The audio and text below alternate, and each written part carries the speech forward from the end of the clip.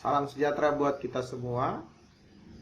Saat ini kita akan belajar rekayasa perangkat lunak dengan topik software dan software engineering.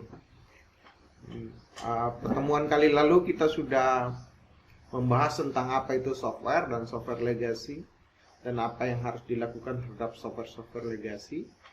Dan saat ini kita akan melanjutkan ke subtopik selanjutnya, yaitu software engineering. Ya, software engineering. Jadi beberapa realita tentang software engineering itu diantaranya ada pahami permasalahan sebelum membuat solusi dengan software.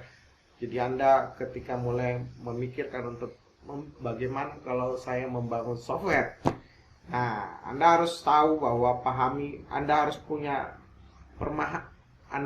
paham dulu apa permasalahan yang mau diselesaikan dengan software, atau apa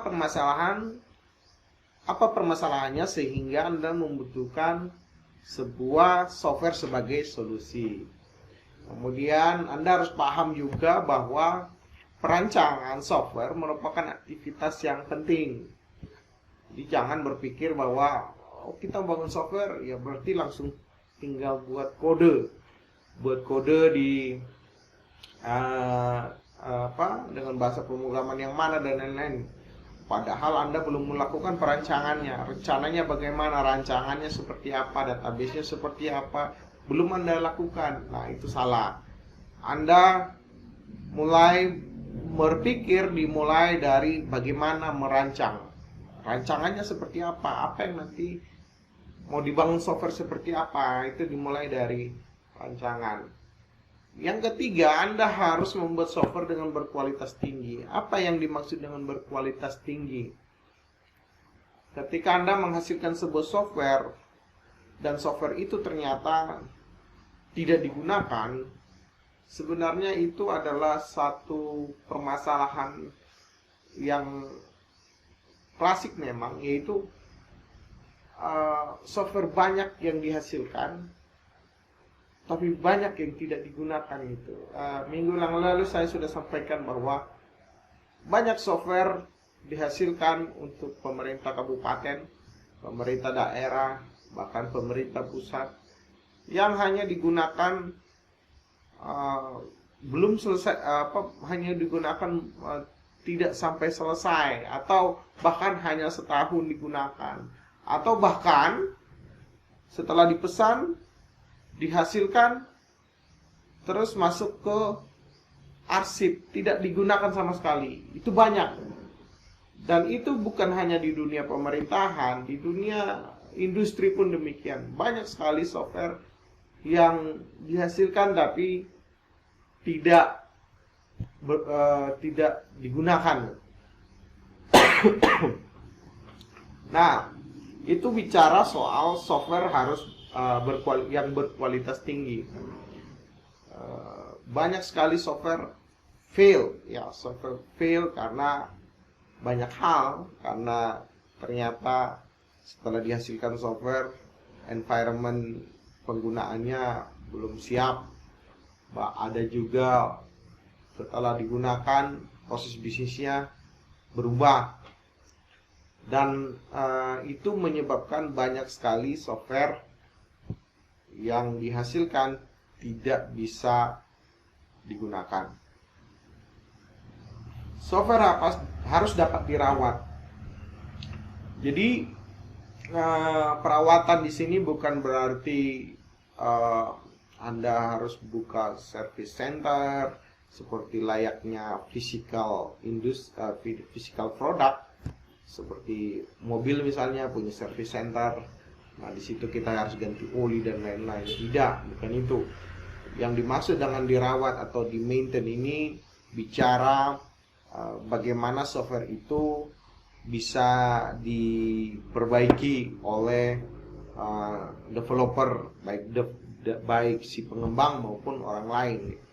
Atau software harus bisa di-maintain supaya bisa beradaptasi dengan hardware yang digunakan.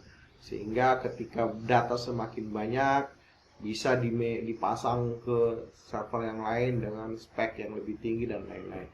Itu berbicara software yang dapat dirawat. Jadi ketika Anda menghasilkan sebuah software, Anda harus berpikir sampai ke bagaimana software itu bisa di-maintain. Nah, kita ke definisi dari software ya. Di sini ada Fritz Bauer, itu dia menyampaikan definisi dari sebuah software engineering ya, software engineering.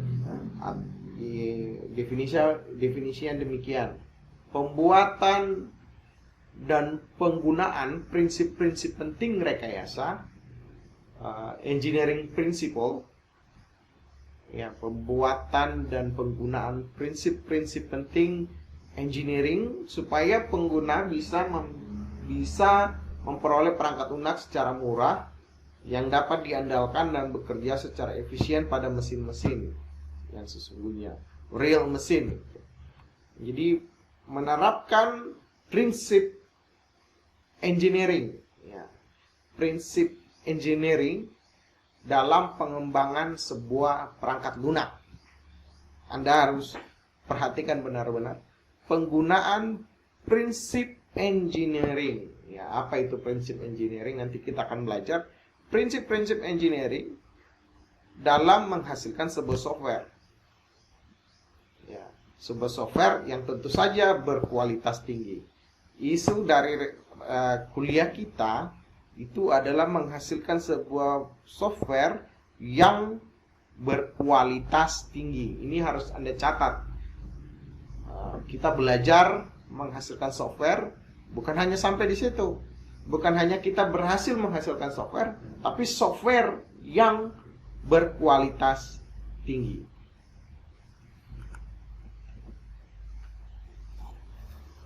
Ya, kemudian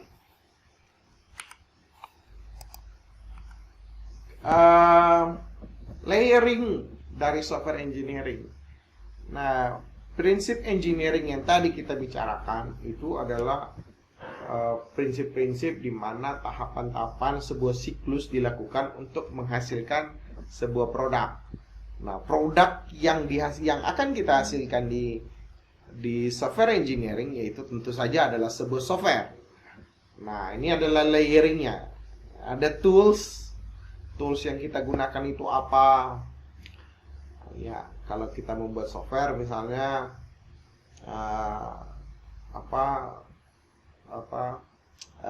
code generatornya apa, IDE-nya apa, software penghasil code-nya apa, bahasa pemrogramannya apa. Jadi kalau kita misalnya membuat pabrikan pembuatan mobil atau physical engineering, maka kita butuh mesin-mesin perakit mobil. Kita butuh instruksinya, itu toolsnya, kemudian metodenya bagaimana. Metodenya itu yang mengatur bagaimana cara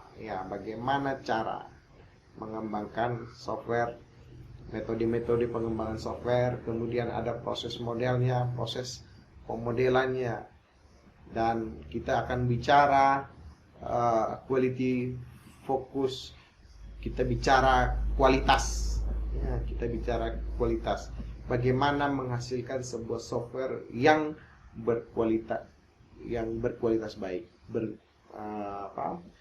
berkualitas baik atau berkualitas tinggi, ya, berkualitas tinggi. Nah, kita ya activities di dalam pengembangan software. Jadi software engineering itu sebenarnya berisi tentang aktivitas-aktivitas atau activity dalam mengembangkan atau membuat sebuah software. Nah, di software engineering, ketika kita mengembangkan software itu ada dua aktivitas utama atau dua kelompok activity. Yang pertama namanya framework activity. Ya, ini framework activity.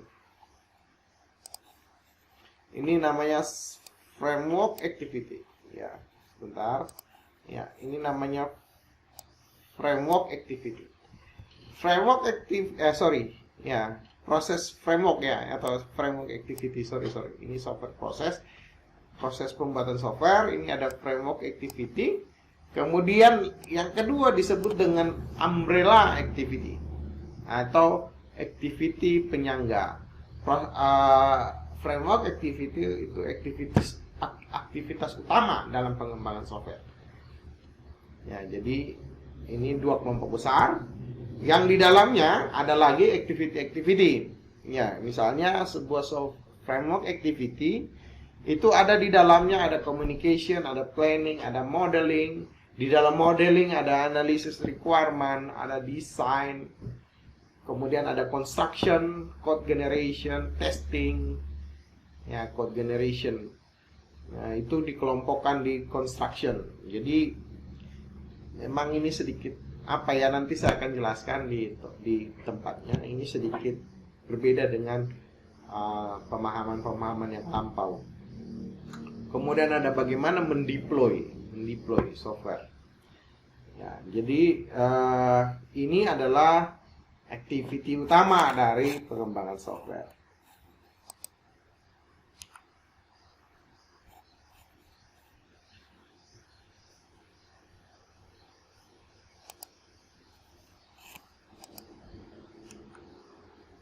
Kemudian kelompok kedua namanya umbrella activities. Umbrella activities ini aktivitas penyangga. Tadi ingat bahwa kita mau menghasilkan software yang berkualitas tinggi. Ini harus Anda cermati nih, bahwa kita bukan hanya mau menghasilkan sebuah software, tapi software yang berkualitas tinggi. Nah, untuk menghasilkan software yang berkualitas tinggi, dia punya umbrella activity, namanya software project management. Jadi Anda harus tahu bahwa pengembangan software itu bukan termasuk dari aktivitas-aktivitas rutin. Nah, kalau aktivitas rutin itu dia tidak ada awal dan akhir. Dia berjalan terus, seperti Anda melihat proses bisnis rumah sakit itu berjalan terus, nggak tahu kapan berhenti. Atau perbankan, itu industri yang rutin, beraktiviti yang rutin. Tapi software ini, pengembangan software itu selalu dimasukkan dalam software project. Namanya soft project. Namanya project itu, kalau Anda harus paham benar bahwa yang disebut dalam project itu ada titik awal, ada titik akhir. Dia tidak berjalan terus berjalan terus tanpa awal dan akhir gitu. Nah, itu disebut dengan, kalau yang seperti tadi berjalan terus tanpa ada awal dan akhir, ada awal tentunya, ada awal dan tentu saya berjalan terus tanpa akhir. Nah, itu namanya rutin. Kalau project itu ada awal, ada akhir. Nah, bagaimana mengatur, karena pengembangan software tadi ada di dalam project, ya. Maka ada aktivitas namanya software project management. Bagaimana mengatur awal dan akhir ini bisa berjalan baik, bisa di-manage kapan mulai, kapan berakhir, kemudian bisa di-manage bagaimana supaya software yang dihasilkan itu software yang berkualitas tinggi. Kemudian ada formal technical review. Ini umbrella activity, software quality assurance. Ini salah satu keunggulan kita juga di Dell. Kita punya Ibu Arlin dan Pak Aldo yang doktor di bidang quality assurance.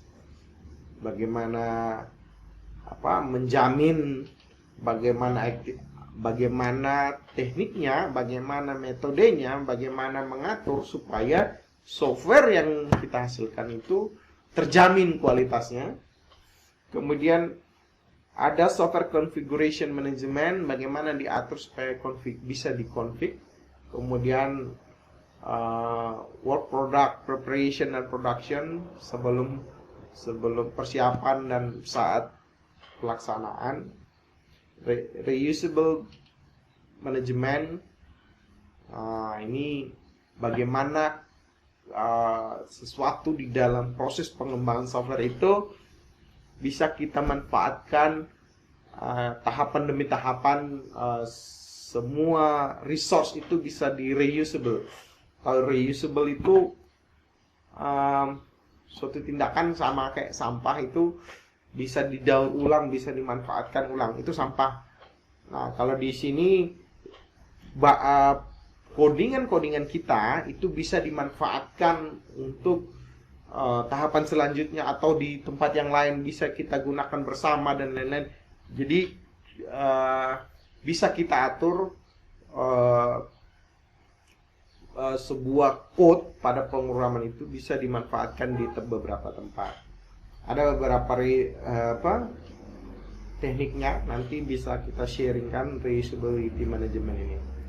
Bagaimana mengukur, measurement, bagaimana mengukur sebuah proses software itu dikatakan berhasil atau tidak. Rumus-rumusnya di dalam bisa diatur, bisa dipertanggungjawabkan. Kemudian ada risk management, manajemen risiko. Bagaimana software itu kalau gagal atau ada sesuatu yang dalam implementasi software itu, bagaimana resikonya. Ya, mengembangkan sebuah software ini unik ya. Jadi ketika kita mengimplementasikan sebuah software, kita bangun sebuah software, kita implementasikan ke sebuah organisasi. Saya sebut saja organisasi karena bisa jadi perusahaan, bisa jadi pemerintah. Itu banyak tantangan di dalam, termasuk tantangan dari luar ya, dari luar dan dari dalam sendiri, dari dalam organisasi itu target kita. Kenapa?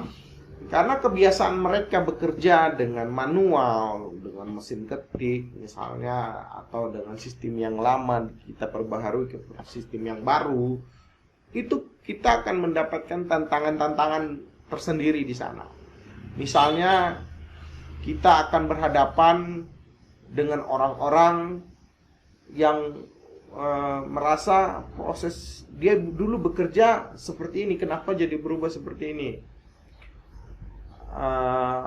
Misalnya kita bisa atasi dengan kita lakukan training, kita ajarkan bagaimana menggunakan software. Itu salah satu bentuk risk management. Selain itu bisa juga misalnya kita buatkan tutorial di yang bisa mereka akses, atau kita bisa bikin buku panduan. Itu salah satu cara untuk mengatur supaya risiko-risiko kegagalan dalam mengembangkan software itu bisa kita kecilkan. Nah, mengenai risk management nanti kita akan pelajari juga. Jadi ini adalah activity, kita kembali ke topik kita, bahwa ini adalah activity yang akan kita lakukan tahapan demi tahapan dalam proses pengembangan software. Nah, kami sudah membagi tugas bersama tim, bahwa nanti sampai di sebelum UTS ya, itu 80% activity, framework activity itu kita akan selesaikan. Jadi nanti setelah UTS akan sedikit masuk ke framework activity, tapi nanti akan lebih banyak ke umbrella activity. Kemudian esensi dari sebuah software engineering itu, ini teknikalnya Anda akan belajar banyak di luar. Ini yang umum, bukan tentang software, teknik software engineering secara umum. Itu understanding the problem, kemudian plan a solution, bicara solusinya. Ini kalau namanya engineering, Anda prinsip-prinsip engineering ini seperti ini. Code generation, bagaimana menghasilkan solusi, kemudian testing dan quality assurance. Ini bicara soal technical pada umumnya. Dan kalau kita mapping, masukkan, membandingkan ke dalam understanding the problem, plan a solution, terapkan plannya, kemudian result and accuracy, menghitung keberhasilan. Nah, itu kita bisa mapping, berarti understand the problem itu kita masukkan code, communication dan analisis dari framework activity, kemudian plan a solution, modeling dan software design, kemudian implementasi rencana menggunakan code generation, kemudian testing dan quality assurance, itu kita masuk ke dalam tahap examine the result for accuracy. Kemudian ini general prinsip dari Hookers. Nah, ini prinsip dari prinsip-prinsip engineering ya.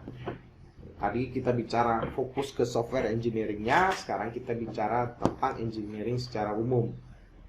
The reason it all exists, permasalahan, keep it simple, ya, KISS-nya ini sebuah prinsip. Buat keep it simple, jangan terlalu terlalu rumit ya. Pemikiran jangan terlalu rumit. Bikin itu menjadi sesuatu yang sederhana. Maintain the vision, atur visimu. Apa yang mau Anda hasilkan, apa yang mau Anda pakai, itu masuk ke prinsip keempat. Be open to the future, plan ahead, kemudian pikirlah. Nah, itu kita bicara engineering secara umum. Tapi ketika kita bicara soal software, ya, kalau kita bicara soal software, inilah